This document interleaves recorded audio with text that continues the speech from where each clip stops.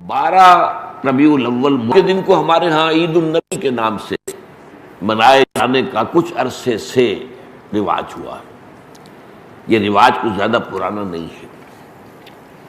جہاں تک لفظ عید کا تعلق ہے، اس کا انطباق تو اس پر کوئی غلط نہیں ہے، صحیح ہے، اس لیے کہ لغوی طور پر عید کے معنی ہے بار بار لوٹ کر آنے والی شے یا خوشی، ہر سال آنے والی۔ عید الفطر ہر سال آتی ہے، عید الاضحیٰ ہر سال آتی ہے، عاد یعود، لوٹنا، تو عید اسی سے بنا، لوٹ لوٹ کر آنے والی، پلٹ پلٹ کر آنے والی۔ اس اعتبار سے تو یہ یقیناً یوم عید ہے، لیکن یہ اصل میں اس کے لیے اس کا استعمال جو ہے یہ بہت ہی تھوڑے عرصے قبل شروع ہوا ہے، یہ کوئی قدیم بات نہیں ہے۔ اول تو یہ کہ حضور کی ولادت جو ہے 12 ربیع الاول متفق علیہ نہیں ہے، حضور کی ولادت کی تاریخ طے نہیں ہے۔ مہینہ تو طے ہے کہ ربیع الاول تھا، اس میں کسی شک و شبے کی گنجائش نہیں، لیکن تاریخ متفق علیہ نہیں ہے۔ بلکہ میرے نزدیک اس سلسلے میں قاضی سلیمان سلمان منصور پوری رحمۃ اللہ علیہ، جو ایک بڑی عظیم کتاب کے مصنف ہیں، اگرچہ وہ اتنی مشہور نہیں ہو سکی جتنے کہ مولانا شبلی کی رحمۃ للعالمین مشہور ہوئی ہے، لیکن بہت سے اعتبارات سے مولانا شبلی کی کتاب سے وہ بہت بڑھتر ہے، بہت اونچی ہے۔ اور یہ جو تھے قاضی سلیمان سلمان منصور پوری، یہ تقویمات کے بڑے ماہر تھے۔ گرگری کیلنڈر جو ہے، جو کرسچن کیلنڈر ہے، اس کو بھی خوب جانتے تھے، اور یہ جو قمری کیلنڈر ہے اس سے بھی خوب واقف تھے، ہندی کیلنڈر سے بھی پوری طرح واقف تھے، اسی طریقے سے یہودیوں کے کیلنڈر سے بھی پوری طرح واقف تھے۔ تو اس میدان میں ان کا خاص چونکہ ایک معاملہ تھا، تو انہوں نے طے کیا ہے یہ، اور میں اسی سے متفق ہوں، کہ حضور کی تاریخ پیدائش 9 ربیع الاول تھی۔ البتہ آپ کی تاریخ وفات متفق علیہ ہے 12 ربیع الاول۔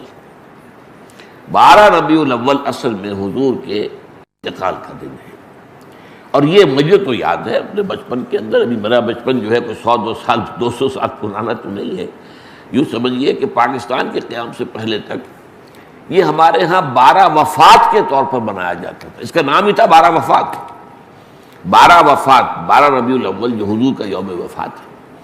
اس میں کوئی جشن کا تصور نہیں تھا، کوئی دھوم دھڑکا نہیں تھا، کوئی جلوس نہیں تھے۔ ہاں ضرور ہے کہ کبھی جلسے ہو جاتے تھے، کوئی میلاد کی محفلیں ہوتی تھیں، لیکن میلاد کی محفلیں جو ہے وہ صرف یوم ولادت کو نہیں ہوتی تھی، وہ تو گویا کہ ہمارے ہاں کی ایک تہذیب کا ایک جز بن گیا تھا، خاص طور پر خواتین کے لیے، اور وہ تعلیم بالغہ کا ایک اچھا ذریعہ تھا۔ تو اس دن کیا کرتے تھے کہ کھانا پکا کر بڑے پیمانے پر غریبوں کو کھلایا جاتا تھا، بس یہ اس کی ایک جو تھی وہ صورت تھی۔ باقی یہ کہ اس کے علاوہ کوئی دھوم دھڑکا اور کوئی اس کو عید قرار دینا جو ہے وہ موجود نہیں تھا۔ اس اعتبار سے غور کیا جائے تو ہمارے لیے ان چیزوں میں سوچنے کا ایک ہے، مقام ہے کہ کچھ چیزیں، البتہ یہ کہا گیا ہے، میں اس پہ یقین سے نہیں کہہ سکتا، کہ اس کی جو ایجاد کی گئی ہے عید میلاد النبی کی حیثیت سے، ان کے موجد جو ہے مولانا احمد رضا خان بریلوی ہے۔ اس کی وجہ کیا تھی؟ اس وقت جو ہے شیعہ سنی کچھ معاملہ مسابقت کا شدت اختیار کر گیا تھا۔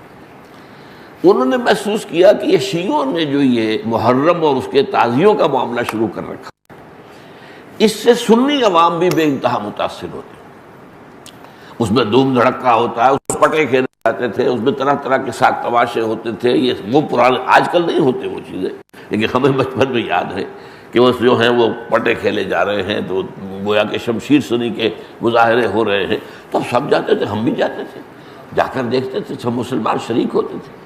اب اس ضمن میں جو بھی کچھ بیان کیا جاتا تھا وہ اس کا ظاہر بات ہے کہ ہمارے ذہنوں پر، ہمارے تحت الشعور پر اثر پڑ رہا تھا۔ تو یہ جو ہے اس کا ایک مداوع کرنے کے لیے کہ اس کا علاج ہم سنی بھی کریں، تو کوئی ایسی ہی چیز ہونی چاہیے جو لوگوں کی دلچسپی کا ذریعہ بن جائے، موجب بن جائے، اور لوگ اس کے اندر ذوق در ذوق شریک ہوں۔ تو یہ میلاد النبی کے جلوس جو ہیں، ان کے موجد جو ہے مولانا احمد رضا خان بریلوی ہے۔